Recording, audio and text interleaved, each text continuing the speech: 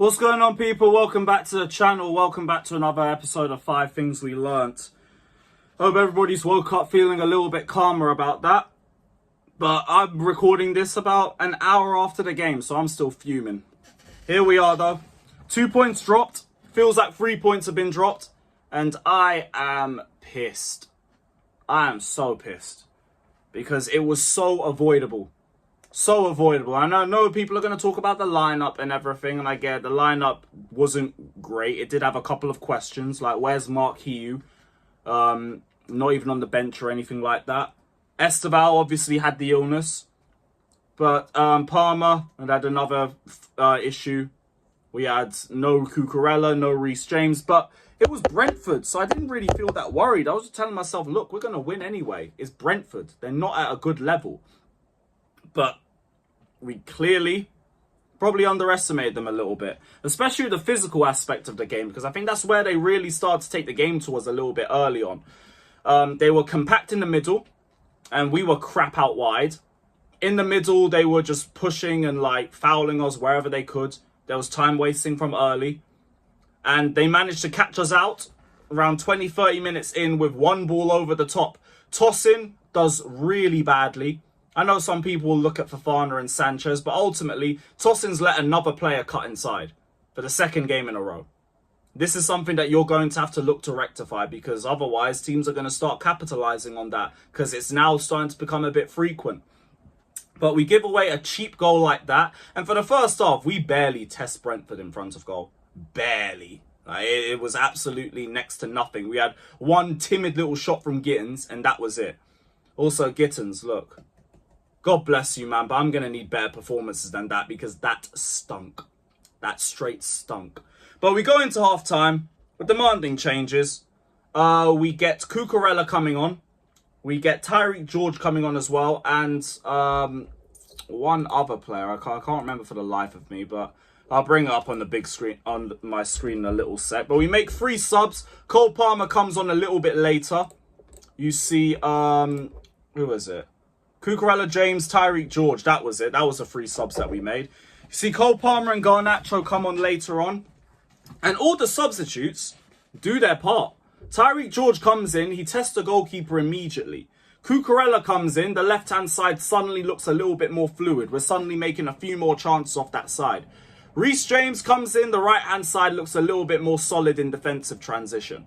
Cole Palmer comes in, immediately scores off a João Pedro layoff, because these two just already have a telepathic understanding of each other. And Palmer nearly bagged again. He had a couple of very good chances. It seems like he came in and like immediately looked better than what I saw from the Crystal Palace match. But we get the first goal. Garnacho, decent cutback. I think it gets blocked by a Brentford defender, and Caicedo smashes in the rebound for the second. And it just seems like another standard comeback from Chelsea. We start the first half poorly. We come out into the second half a little bit better. We make the right changes. We take the lead. We win the game. But we forgot about the last part, because we didn't win the game. Because this is my first point. This does not need to be overanalyzed.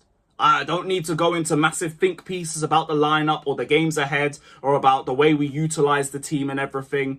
This came down to one dumb moment. That long throw. Man, are going to talk to me about offsides and everything. I don't think you can be offside from a throw-in anyway, first off. And second of all, look at what we're doing first. Can we just look at what we're doing first? Because my energy with referees are the same. If you need to rely on the ref, you're already doing something wrong. Especially when you're supposedly meant to be in a title race, which is where I view Chelsea as. And in year 4 of Clearlake, that's what we should be aiming to be at. So, with that in mind, this all comes down to one garbage moment. You watch that goal back. Garnacho is asleep at the far post and just straight ball watching. Reece James does not step out quickly enough, and he's behind the number 4, so he's not even in a position to win that duel. And everybody else is in the front post, just clustered together. And the goalkeeper's there too. The positioning for that goal is so dumb from so many people. And that's the only thing that I'm thinking of coming out of this game. Because if you defend that better, we win. And nobody cares. Nobody cares about the first half. Nobody cares about the starting lineup. Nobody cares about that hideous left-hand side that was only saved by Moises Caicedo being in there. Nobody cares because you've won. You've won in spite of having a little bit of a tired, a laggy team that you had to rotate because of issues in the international break and a couple of off injuries here and there. No one cares because you've won. But because we haven't won, now man's just going to start thinking about everything else that happened around that. No, I ain't worried about the games ahead because we're going to play teams that play higher up and a garbage United side. Bayern aren't going to sit back against us. Brighton ain't going to sit back against us. Bun Lincoln and Manchester United, I'm more worried about going to Old Trafford than I am about actually facing Man United as a team. You don't have to worry about that. It's just, you could have been so much smarter in that one moment, and because of your lapse of concentration, the lead's lost. We just have to hold that. And I know our team's good mentally. We've seen it enough times this year. That's why I'm so annoyed at this, because I expected better. I expected a lot better. The man just threw it away. That also leads into my second point, though. That lineup had to happen. We spoke about it enough times. I'm going to speak about it again. Esteval has an illness. Cole Palmer's not fit enough to play the full 90. I'd rather him come off the bench than start and need to come off if we still need him in the game to kill things off. People would cook Maresca even more for making that sort of a decision. Reece James, he's still a bit questionable with the injury record. So, you've had 2 starts in the international break. I'm not really that annoyed with you being benched and coming on. Cucurella, you have played 5,000 minutes this season. 5,000. Can we deep that? I understand. All right? I get it. I completely get it. And even then, the players that you had out there should be enough to beat relegation stragglers, relegation candidates. These guys have been ripped apart for their manager, their front two. Anything of value for Brentford has been taken from them. And we should have beaten them with whatever we had on the pitch. I'm not going to sit here and start blaming the manager for it. What I will say, though, is can we learn something from this, please? Chalobah left centre-back, never again. Never again, okay? I'm not saying Trev's a bad centre-back. I'm not saying he's a bad defender. I'm not criticising his ability. He is just straight uncomfortable on that left side. Passings all over the place or just way too safe. Ball carrying, he gets so shook he falls over himself. And he keeps getting caught out there. Just never again, please, I beg. Just never again, please. Go play Hato there if you have to.